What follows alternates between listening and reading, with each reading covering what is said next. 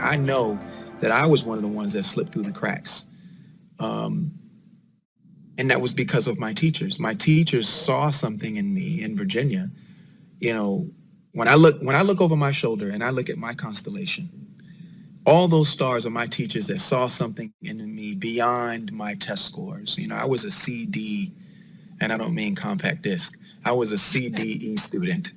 Yeah. But my teachers saw something in me, and in Virginia, there was no burgeoning, blossoming, music industry, but they knew there was something out there for me. Imagine all the kids out there that may not have had the same kind of success with their teachers, and they fall in between the cracks. Yeah.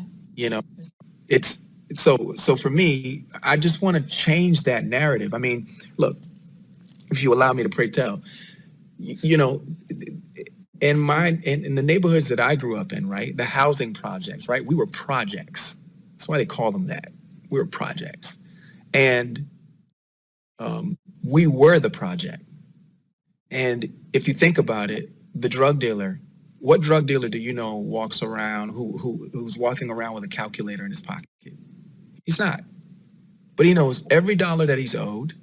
He knows every dollar that is out there in the market, right? That's somebody who is good with numbers.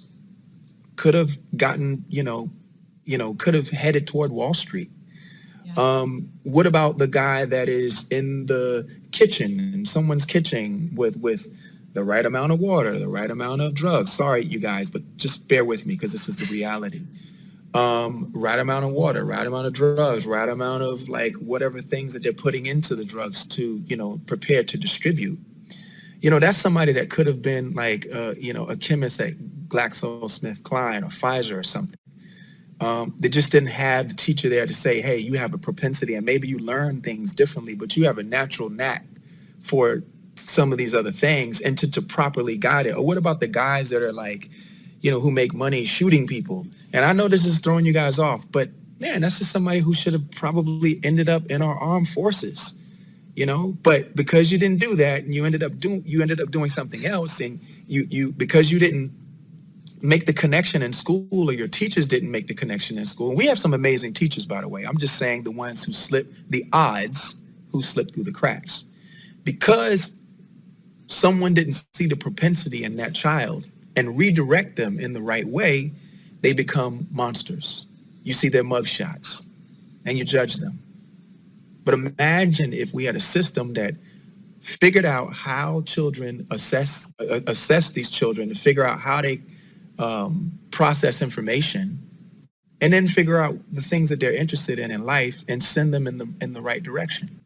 And so what we want to do is even the odds. And we think the way to even the odds is by looking at the three biggest systemic issues with people of color, which is disproportionate access to healthcare, disproportionate access to education, and disproportionate access to representation. If you think about it, are the founding fathers, right? They were founders, they were entrepreneurs, right? Who decided that they no longer wanted to pay taxes to a British parliament where they had no representation. So they decided to go against that. And they said, hey, we'll go to war for it. Looks a lot like the movement that you see in the streets now. In fact, our founding fathers and their groups were tearing down the statues they were actually tearing down the statues of King George. And they, our Boston Tea Party, they were burning the tea up in the harbor. Sounds a lot like the movement of the youth today.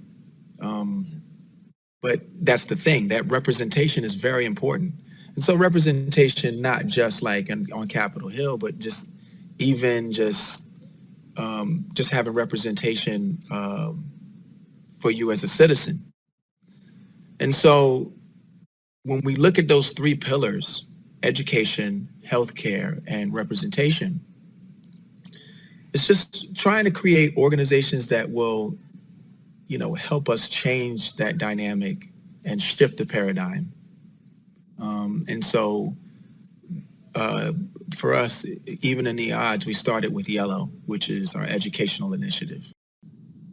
So Yellow is our educational initiative, and we think that there are some issues with education. For example, the current way that children are taught is primarily based on the submodalities of like visual and auditory, and then there's also test taking. But, you know, everybody processes information differently. Some people are visual learners. Some people are more auditory learners. Some people are actually kinesthetic learners. And you say, well, how is feeling a thing? But if you think about it, people who work with their hands in factories next to conveyor belts or learn by processes and methods, that's a kinesthetic learner. And so we think that, a real issue is we need modality assessment, sensory modality assessment programs at a young age for kids to figure out how they process information and then hopefully develop, curriculums based on that. You know, like the word remedial is not really fair.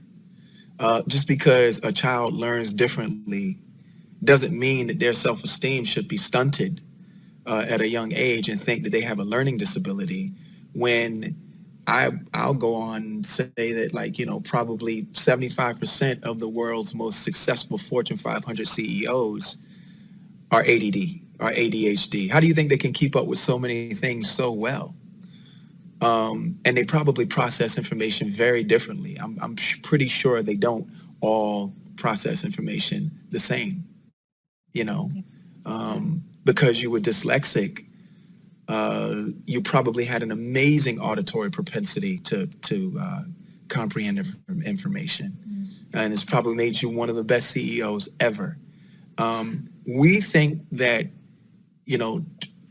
children of color and minorities deserve that same kind of understanding. Yellow's not only my favorite color, but it's the color of curiosity. It's the color of the solar plex. It's the color of adrenaline. It's also the color of our day star that gives our planet photosynthesis and also give us human beings vitamin D. It's a good color. Well, Virginia is where it all started.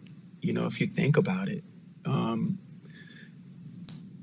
Again, being African American, going to school as a little boy, they taught us about Jamestown. They just didn't tell us the whole thing, and it's really interesting because when you think about the stuff that has happened to us as a culture, they give you this Black History Month, and it was created by a Black man, by the way. It's the shortest month of the year. But the way I look at it is it's all American history. Yeah. Right? And Virginia is where it started. That's where the first, slave ships came in, is Virginia. And we're taught to think about it during February, not like year round, and so the significance to me is this is where it all started, Yeah. I love Virginia. I love Virginia because that's where I was born, but at the same time, there are issues. There are things that we need to fix. People don't realize, I don't want to go too deep into it, but, it's where, our capital is an amazing, beautiful place in Richmond, right?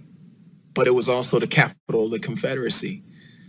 And I love my country and I love my city and I love my state for its progression, but I'm really in love with the untapped potential of everyone. The reason why we are set back are there are systemic, purposeful blockages and disadvantages for us. Redlining, and we can go on and on. But if all men are created equal, and this is the land of opportunity, right? You come to America. We were brought here, but a lot of our other brothers and sisters, or white brothers and sisters, and Asian brothers and sisters, in some cases, they've made the decision to come here. Even African brothers and sisters these days, they have decided to come here. We, as Black Americans, we were brought here, and it hadn't been equal. But we don't really have a voice because we don't really have uh, any, we don't have a piece of that American pie, that dream, that market share. And that's because we don't have a voice. If you think about it, our Jewish brothers and sisters, their dollar stays in their community for, about 28 to 30 days. Our Asian brothers and sisters, their dollar stays in their communities for about 20 days. The African American dollar stays in its community for about 6 hours because we don't own enough businesses. And when you think about it, our Jewish brothers and sisters, their children go to great schools, right? They have not just decent education, they have great education, right? They have great access to, and proportionate access to healthcare and really good medicine. And in terms of representation on Capitol Hill, they're good there. And they're also good when they need local representation. Someone gets in a car accident, the difference between having great representation and poor representation, or a public defendant, is the difference between going to jail and actually getting a slap on the wrist. We need that. And if we could get that, then all of a sudden we have some representation on Capitol Hill that is really meaningful. Not just our black caucuses, but I mean really, who do an amazing job, but I mean really meaningful representation. And it starts to change the conversation, and all of a sudden we actually have a voice. And that's what we're looking for. We're looking for,